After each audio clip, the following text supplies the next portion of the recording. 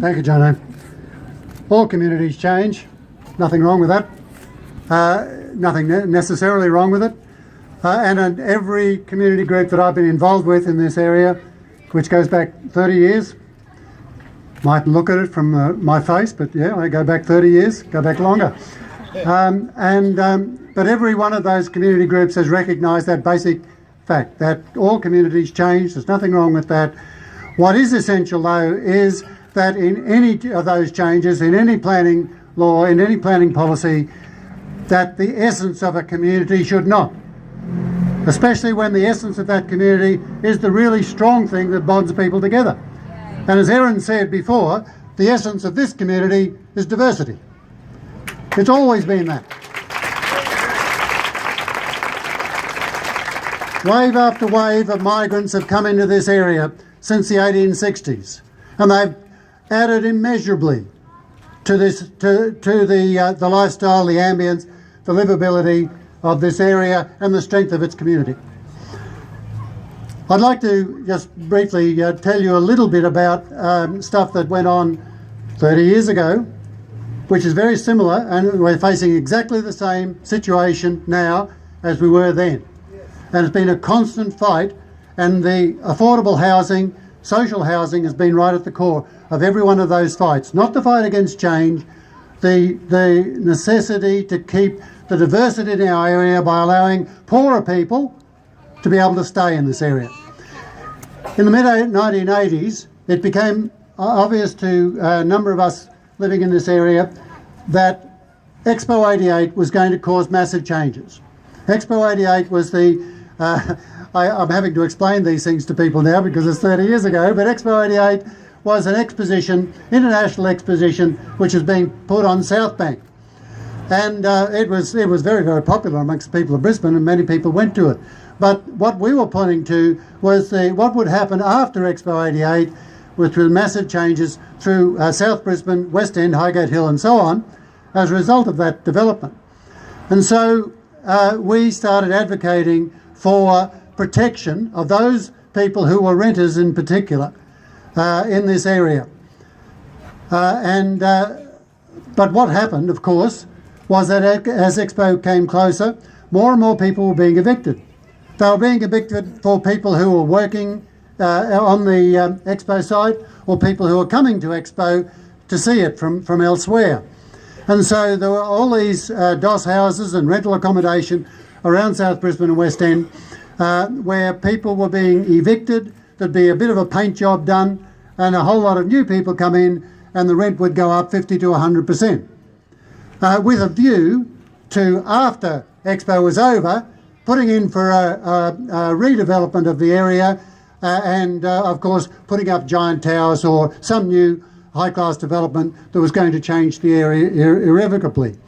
Now, we started agitating for this. We had quite a large and significant community group at the time, and we did a whole lot of really creative things. I remember one of them was one of the groups actually had a sleep out, and they slept on the doors of landlords.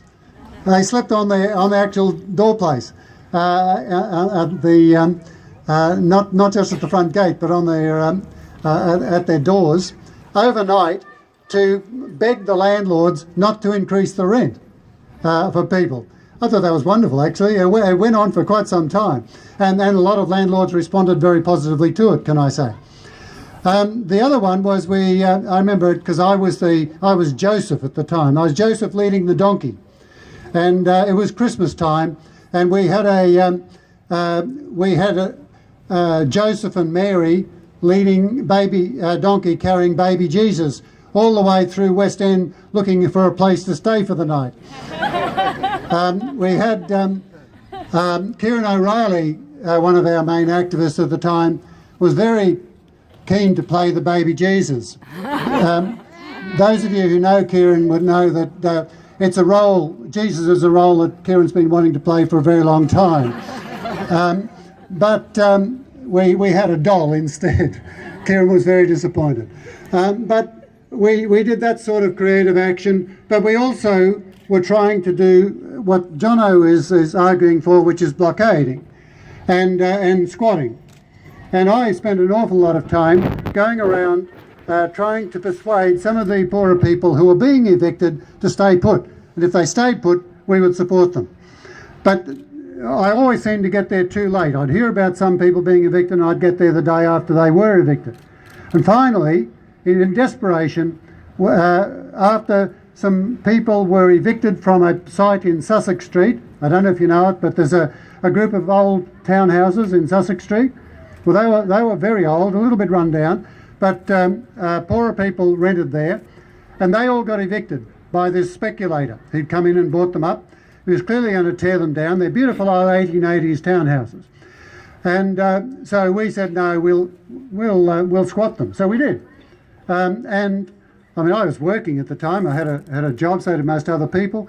So we had, it was quite a big effort to actually go to work during the day and then squat this place at night. Police would be constantly coming around.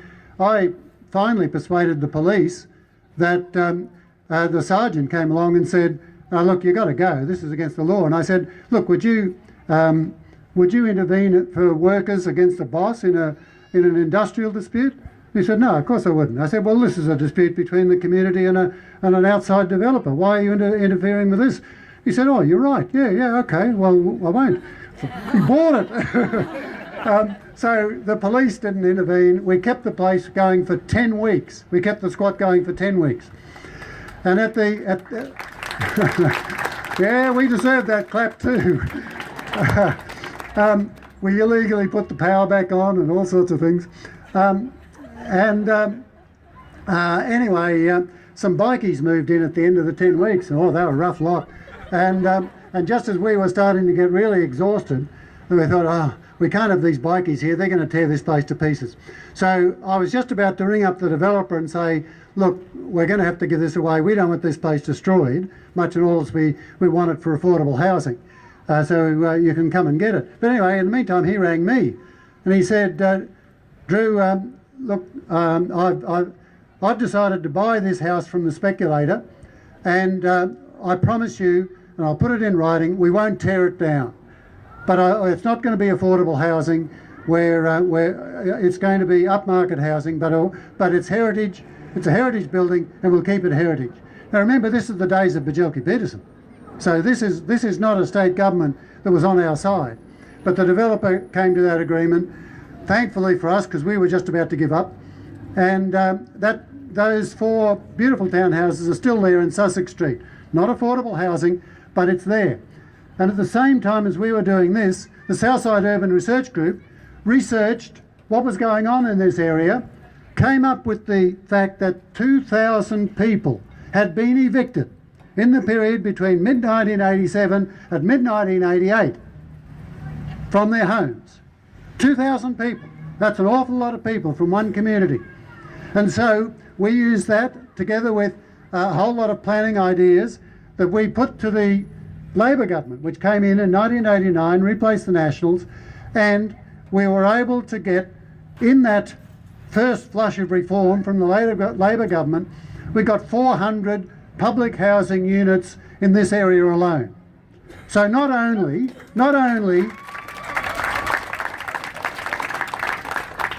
did our direct action stop a whole lot of evictions that were going on and bring attention to a big social problem at the time when everybody was agog about Expo 88, but we actually flowed that into major changes in policy which were good for social justice and good for this community. Now, I always say, I've been a social activist for a long time, and my main mantra is never negotiate from a position of weakness. Don't do it. It's not worth your time. You'll get done every time. So if, as we have in the present situation in Brisbane City Council, we're in a position of weakness. You know, they've got 18 LNP members in the council out of 26. We're not going to shift them easily just by lobbying. But what you do in order to reverse that is you go back to the community. You go back to the community, you mobilise them, you do the direct action, you get the support from the community, And I'm not just talking about West End here, I'm talking about all the way through the inner suburbs of Brisbane. In fact, I'm talking about the whole of Brisbane itself. We have to rebuild the urban community movement in this city that not only stops the bad development, but sets the agenda for development which is sustainable, which is underpinned by social justice, which is underpinned by affordable housing and social housing, which is the benchmark, which is the crucial element involved in a social justice community. I think what's happening here today is an important step in that whole process, which has been going now for most of my activist life, which has been since the 1980s. Thank you all very much. The city, the concrete and steel. We didn't vote for your dirty deals. We didn't vote for your dirty deals. We can do better than your crowded towers. We can do better than your crowded towers. If you don't listen, we'll take back the power. If you don't listen, we'll take back the power. Nice one. All right, I'm just going to tell you one more alternative visions group who've been putting together an alternative plan for what we could do on the West Village site. We've had architects, town planners, engineers, local residents. They've come up with an amazing alternative vision for that site, and that's powerful because it reminds people of the potential. That's a 2.6 hectare site. It's huge. 2.6 hectares, and they're just cramming on 7 15-storey towers. But instead, we can present a vision that includes affordable housing, space for creative entrepreneurs, public space, trees. A tree? Well, that would be nice, wouldn't it? And there's so much potential there. And so, if you're keen on hearing about it, this Thursday night at West End Uniting Church at 6:30 p.m, we're going to present an alternative vision for West End. It's not a final plan, but it's something that gives people hope and that we can point to and say, no, this is what we want instead. We're not saying no to development on that site. We're saying we can do better and we should make the most of this amazing opportunity. So check that out Thursday night, 6:30 p.m. at West End Uniting Church. West End Community Association is also organising an event the following week, which goes into a lot more detail about the planning and development stuff around these sites. So there are flyers floating around. Check it out on Facebook. I won't tell you all about it now, but we're